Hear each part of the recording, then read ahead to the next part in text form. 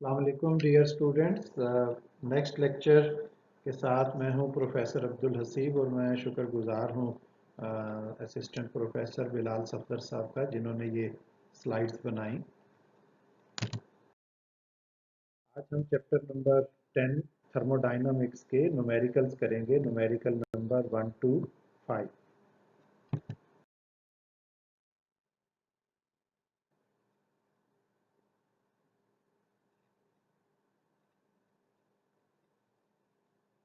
First numerical है water at 0 degree centigrade falls from a height of 854 meter. If the whole energy is used in increasing the temperature, find out the final temperature. Specific heat of water is 4200 joule per Kelvin per kg. Water at 20 degree centigrade, ये ऊपर से नीचे आ रहा है, जैसे बारिश का कतरा है वो ऊपर से नीचे आता है, तो 854 मीटर डिस्टेंस वो कवर कर रहा है। तो अब देखें कि ये हम डाटा बना रहे हैं। इनिशियल टेम्परेचर वाटर का 20 डिग्री सेंटीग्रेड, इसको केल्विन में चेंज कर लिया 293 kelvin, height 854 metre, final temperature हमने इसका फाइंड आउट करना है, स्पेसिफिक हीट की वैल्यू लिख ली। ये फार्मूला हम यहाँ पे यूज कर रहे हैं, del Q change in energy equals to M C delta T. M is the mass of water यहाँ पे यूज होगा, C specific heat of water और delta T change in temperature. Second equation हमने यहाँ पे यूज की कि यही जो change in energy del Q है, ये बेसिकली वर्क एनर्जी प्रिंसिपल के मुताबिक पोटेंशियल एनर्जी के इक्वल हो जाएगी, क्योंकि 854 मीटर हाइट से जब ऑब्जेक्ट जो है वो नीचे की तरफ आ रहा होगा, पानी का ड्रॉपलेट, तो फिर उसकी पोटेंशियल एनर्जी mgh ये कन्वर्ट होगी डेल क्यू के अंदर। तो अब इन दो इक्वेशन कंपेयर करते हैं, तो ये देखें mgh equals to mc delta T, ये mgh यहाँ पे इस mc डेल्टा टी के इक्वल आ गया, तो इसको यहाँ पे लिख दिया हमने। मैथ दोनों साइड से कैंसिल हो गया, तो gh equals to C delta T, और डेल्टा टी के लिए इक्वेशन बनी gh divided by c। Delta T को आपने T2 माइनस T1 लिखा, T1 ऑलरेडी गिवन है आपको 20 डिग्री सेंटीग्रेड या 293 केल्विन, तो इसकी जगह आपने 293 केल्विन लिखना है, माइनस T1 को दूसरी साइड पे शिफ्ट कर दें, तो ये देखें नीचे की equation T2 equals to GH by सी, और ये माइनस T1 इधर आ गया इसके यहाँ T1। इनकी वैल्यूज को हम पुट कर देते हैं, तो 9.8 जी की वैल्यू, एच हाइट 854 मीटर, यहाँ पे ये 53 लिखा गया है गलती से, सी स्पेसिफिक हीट है 4200। तो इन सब को आप सॉल्व करें, तीनों को आप सॉल्व करें, तो यहाँ पे इसका आंसर तकरीबन 2 आएगा। तो ये 293 में ऐड हो जाएगा, तो आपके पास फाइनल आंसर आएगा 295 केल्विन, और 295 केल्विन में से 273 आप सब्ट्रैक्ट करें 295 में से, तो 22 डिग्री सेंटीग्रेड आंसर है इसका। तो इसको एक बार फिर स्लाइड को हमने रोका हुआ है, आप एक बार देख लें कि इनिशियल टेम्परेचर T1, हाइट जहां से ड्रॉपलेट फॉल कर रहा है 854, इसको इधर हम ठीक कर देते हैं 854, और T2 कैलकुलेट करना है, स्पेसिफिक हीट गिवन है। फार्मूले देखें हम जो यूज कर रहे हैं, del Q change in energy mc delta T. Physics आपको पहले भी बताया है, ये फार्मूलों की गेम है, अगर आपको फार्मूले नहीं याद तो आपको फिजिक्स नहीं आती। वर्क एनर्जी प्रिंसिपल के मुताबिक यही change in energy potential energy की चेंज की सूरत में जाहिर होगी, तो इसलिए mgh को डेल्टा क्यू के इक्वल किया, इन दोनों इक्वेशंस को इक्वेट किया, तो आपके पास ये इक्वेशन बन के आ गई mgh equals to mc delta T, जिसमें m दोनों साइड से आपने कैंसिल किया, डेल्टा t के लिए फार्मूला अलग किया GH/c, डेल्टा t को लिखा T2 माइनस T1, इसके माइनस T1 को दूसरी तरफ शिफ्ट किया, वो प्लस हो गया, तो GH/c में वैल्यूज पुट की 9.8 मल्टीप्लाई बाई 854 डिवाइडेड बाई 4200। इस सब को सॉल्व करेंगे तकरीबन 2 आंसर आएगा कैलकुलेटर पे, और उसको आपने 293 में ऐड कर दिया।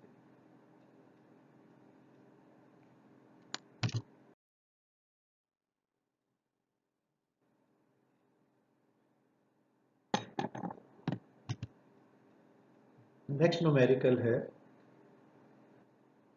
25,200 joule of heat is supplied to the system. It does 6,000 joule of work. Calculate the change in internal energy. तो आप देखें कि amount of heat del Q 25,200 joule ये सप्लाई की जा रही है सिस्टम को, और वर्क डन डेल्टा डब्ल्यू, इसको आप डेल्टा डब्ल्यू या डब्ल्यू ई दोनों लिख सकते हैं।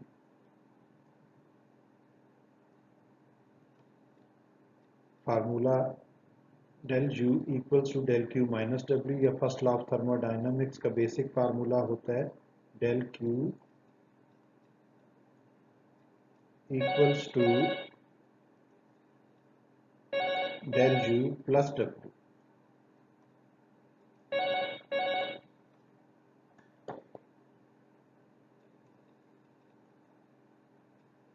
डेल यू प्लस डब्ल्यू, यहाँ से डेल यू को आप अलग कर लें तो del Q minus del W हो जाएगा। बहुत सिंपल सा न्यूमेरिकल है।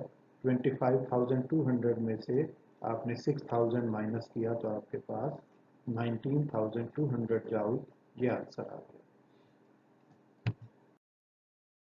थर्ड न्यूमेरिकल है a sample of gas is uniformly heated at constant pressure. A sample of gas is uniformly heated at constant pressure if the amount of 180 joule of heat is supplied to the gas. Calculate the change in internal energy of the gas and work done by the gas. Gamma की value 1.41 given. तो gamma ratio है CP और CV की, इस chapter में आप पढ़ के आए हुए हैं। तो देखें amount of heat del Q 180 data बन गया, डेल यू भी आपने मालूम करना है, वर्क डन भी मालूम करना है। वर्क डन का formula W equals to P del V, और पी डेल वी इक्वल होता है एन आर डेल टी। तो W इक्वल हो गया एन आर डेल टी के। गैमा की वैल्यू Cp ओवर Cv 1.41। यहाँ से आप इक्वेशन को चेंज करते हैं, Cp ओवर Cv में Cv की जगह Cp माइनस आर लिख दिया। जैसे हमें पता है कि Cp is equal to Cv plus R होता है, या Cp minus Cv is equal to R है, तो उधर से आपने इक्वेशन बना ली Cv equals to Cp minus R. वो इस Cp की जगह यहाँ पे हमने पुट कर दी, और Cv equals to Cp minus R. अब इसको आप सिंप्लीफाई कर लें, Cp माइनस, बल्कि पहले इन्वर्ट कर लिया, इस इक्वेशन को आपने इन्वर्ट किया, उलट दिया, Cp माइनस आर ऊपर ले आए और Cp नीचे ले गए।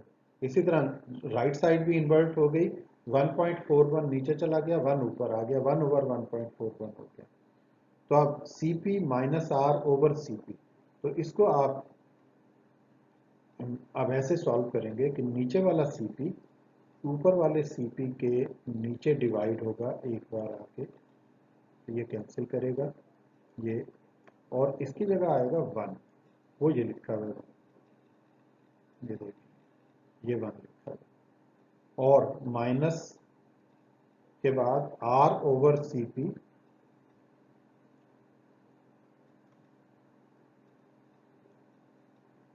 वो इसी तरह लिखा हुआ है।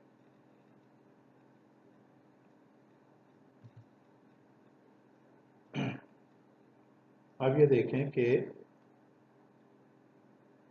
ये वाली इक्वेशन इसके नीचे लिखा आ गया, एक मिनट आप ठहरें।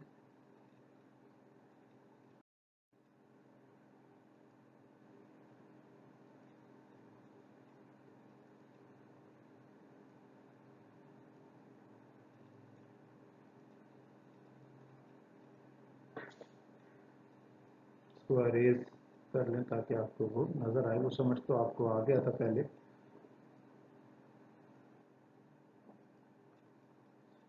आप देखें वो जो मैंने डिवीजन की थी, जो इसको अरेज कर दिया है, वो आपको समझाने के लिए, उसकी वजह से अगली इक्वेशन पढ़ी नहीं जा रही थी। अब आपके पास नेक्स्ट इक्वेशन आ गई, 1 minus R over C P is equal to 1 over 1.41। ये जो 1 है इसको आप दूसरी तरफ शिफ्ट करते हैं। ये जो 1 है इसको आप दूसरी तरफ शिफ्ट करें तो यहाँ ये माइनस हो गया, minus R over C P 1 over 1.41, जो बाद में 0.71 नीचे देखेंगे बन रहा है, -1। इसको सिंप्लीफाई कर लें, 0.71 में से -1 किया तो -0.291, यहाँ भी minus R over C P, ये माइनस दोनों तरफ से कैंसिल हो गए। ये वाला R over C P 0.291, C P is equal to R over 2.91। C P को ऊपर ले जाएं तो 0.291 नीचे ले आए तो ये इक्वेशन बनेगी, C P equals to, R की वैल्यू पुट कर दी 8.36 आर ओवर 0.291, तो 8.36 ओवर 0.291, उसका ये आंसर आ गया 28.73। और अब फार्मूला हम लगा रहे हैं डेल क्यू का, N C P delta T. यहाँ से डेल्टा टी की वैल्यू आपने कैलकुलेट करनी है, तो डेल क्यू और एन सी पी उसके नीचे डिवाइड कर दिया, एन ए की मोल है, यहाँ पे उसकी वैल्यू पुट कर दें, और सी पी की वैल्यू 28.73 जो आई है, तो डेल्टा टी आपके पास 6.26 आ गया। इन वैल्यूज को वर्क डन के फार्मूले इक्वेशन 1 में एन आर डेल्टा टी में पुट कर दें। एन की वैल्यू 1, आर की वैल्यू 8.36 और delta T 6.26 kelvin. W 52.37 joule ये आंसर आया। अब इसको पुट कर दें आप फर्स्ट लॉ ऑफ थर्मोडाइनमिक्स की equation, del Q equals to del U plus W, और डेल्टा W को दूसरी तरफ शिफ्ट कर दें तो del U equals to del Q minus del W। Del Q की वैल्यू 180 ये लिखी हुई है यहाँ पे, यहाँ से ये वैल्यू आ रही है, और उसमें से जो अभी आंसर आया है वर्क डन का, ये माइनस कर दें तो अब आपके पास डेल U का आंसर भी आ जाए।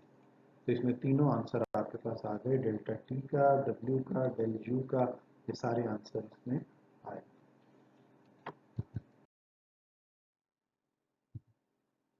फोर्थ न्यूमेरिकल है, find the efficiency of a Carnot's engine working between steam and ice.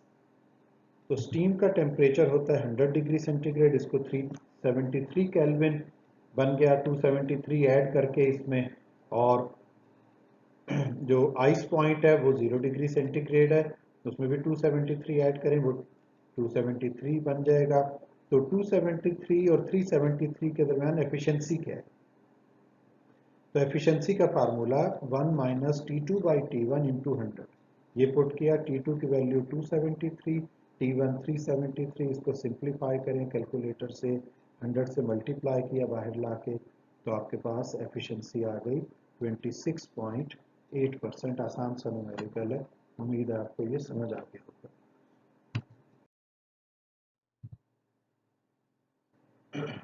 Fifth numerical है, a Carnot's heat engine absorbs 2000 joule of heat from the source of heat engine at 227 degree centigrade.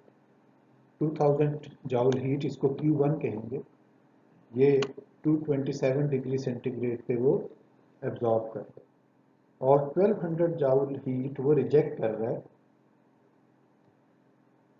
Sink की तरफ। तो efficiency calculate करनी है हमने engine की during this cycle.